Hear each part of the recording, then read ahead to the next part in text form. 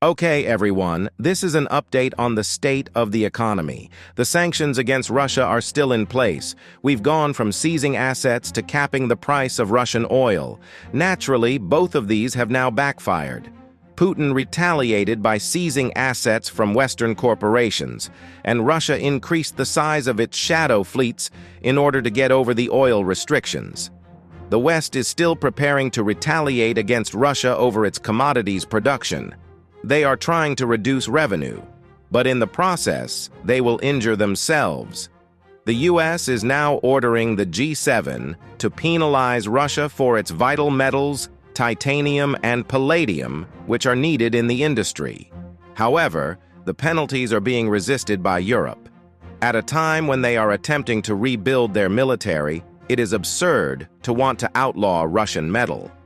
The EU economy is losing its civilian industries, and the demand for EU goods is declining globally, whether it is in the manufacturing of chemicals or the automobile sector. And which industry will be the only one to endure? It will involve defense. For instance, Italy is becoming more of a military economy.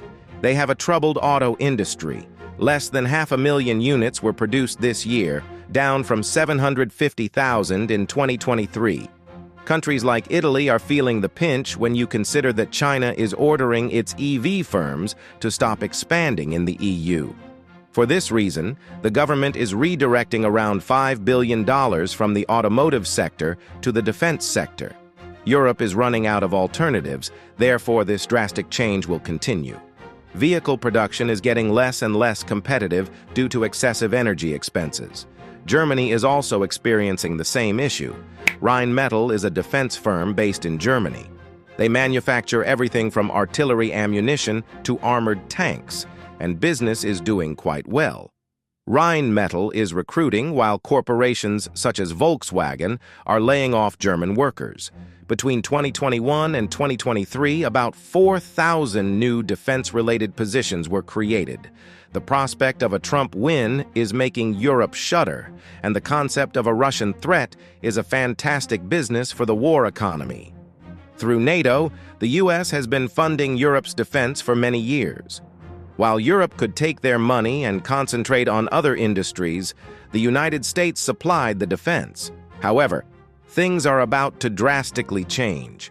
The next U.S. President, Donald Trump, has often stated that Europe must contribute fairly. This is very clear. Trump will not support them if Europe does not pay. And for nations like Germany, who are already having a difficult time, this makes everything more difficult. J.D. Vance has also made it clear to the Germans that they need to increase their defense budget and that China, not Russia, is the biggest threat to the West. The United States would continue to be a member of NATO, but Europe would be left in a precarious position since they would have to pay protection money or risk their insurance coverage expiring. They have two options.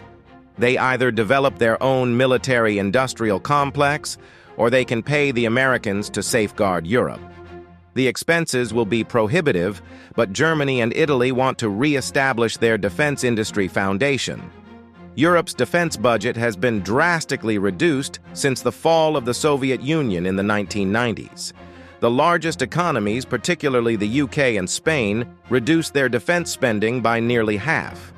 Even after the Russia-Ukraine crisis, Germany's has decreased by 28%, while Italy's has decreased by 9%.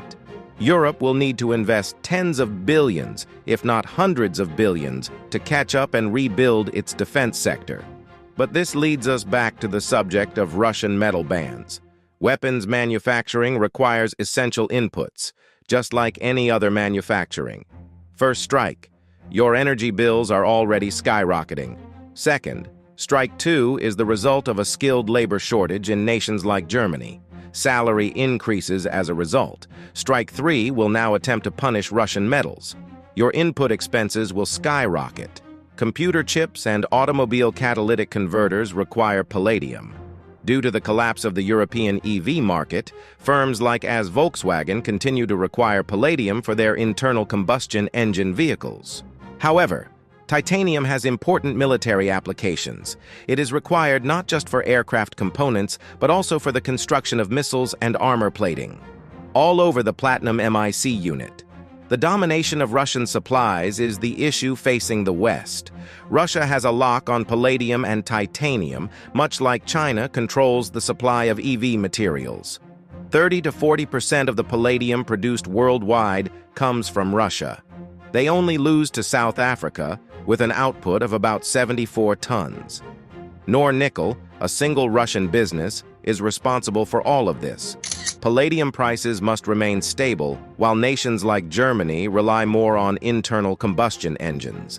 Additionally, palladium prices surged by 12% the previous time the G7 threatened to impose sanctions on Russian commodities.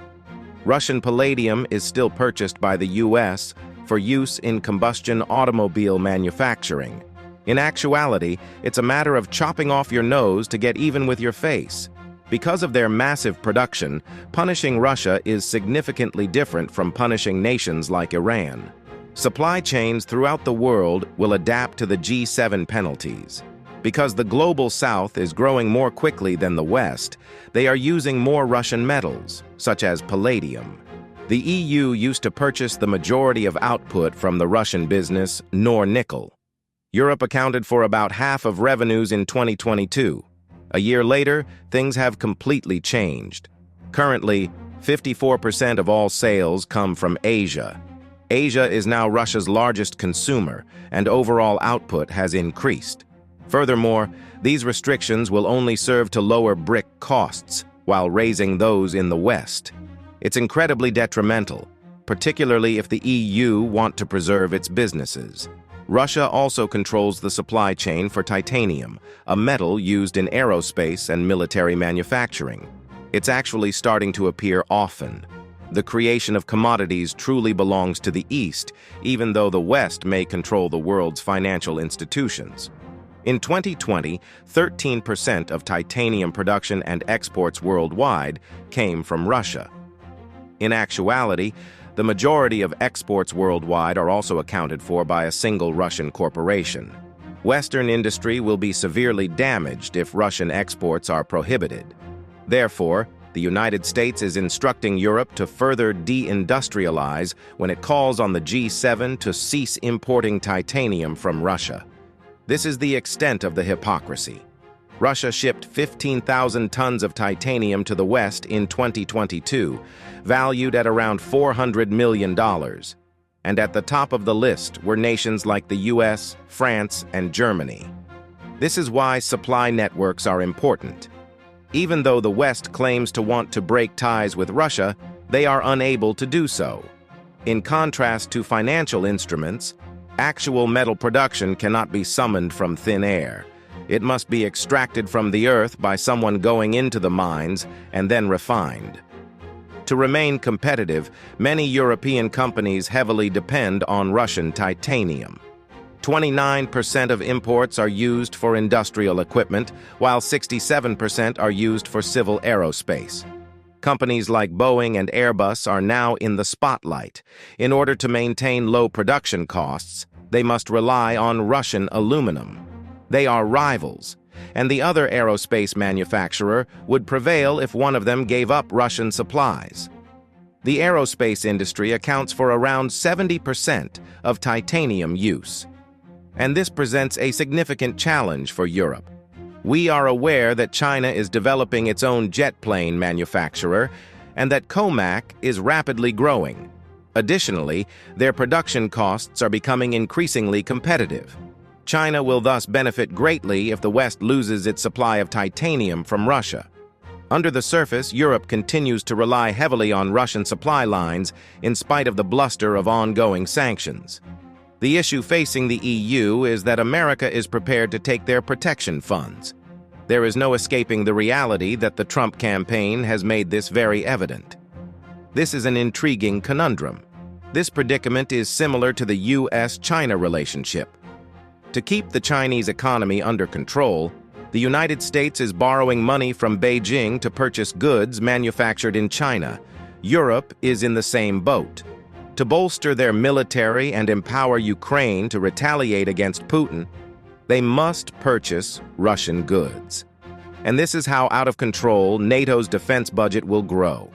The defense budgets of Canada and Europe will soar by over 18% in 2024. That's a significant financial outlay. GDP growth in the EU is much less than 1%. Germany and other nations are at danger of going into recession. Therefore, deficits and debt will have to provide the funding. Draghi, the former president of the European Central Bank, wants the EU to spend money carelessly. He wants Europe to increase its expenditure by over $1 trillion annually. To increase the EU's competitiveness versus the US and China, a large number of bonds will need to be issued. However, this is just one aspect of the situation. Financial engineering cannot solve an industrial problem. The basic problem, which is obtaining the inputs to be competitive with the US and China, is not resolved even if Europe spends $10 trillion, and it clearly implies importing metal and inexpensive energy from Russia. They cannot afford to lose the other one since they have already lost the first one. There will ultimately be winners and losers in this economic conflict. Furthermore, Europe has frequently been shown to be hiding something. They haven't received anything in return for their large expenditures. By ordering the G7 to stop selling cheap Russian gas, the US is at least being strategic and allowing them to sell the Europeans pricey LNG. Therefore, there is a method to the madness. The increase of exports from the world's biggest economies is depicted in this chart. Additionally, we can examine how Europe compares to the other countries. China's exports have increased by 18% since 2010. The United States exports have increased by 15%. Global exports have grown by 7% on average. However, Europe's performance is appalling. The decline in exports has been 4%. And know what this implies. EU exports will be lower in 2024 than they were 14 years ago. This is an issue. The decline in your industrial base is evident. The demand for your products is declining globally as a result of the EU's industrial problem. It's really insane to try to put further sanctions on Russia. Well, politics and ideology may be the culprit, and a lot of EU industries would fall significantly more if it did. Tell me what you think, though. Will the US be heard again in Europe? Is an embargo on Russian metals imminent? Tell me in the comments section below. Be careful. As we make our way through these chaotic times, don't forget to hit the like button and subscribe.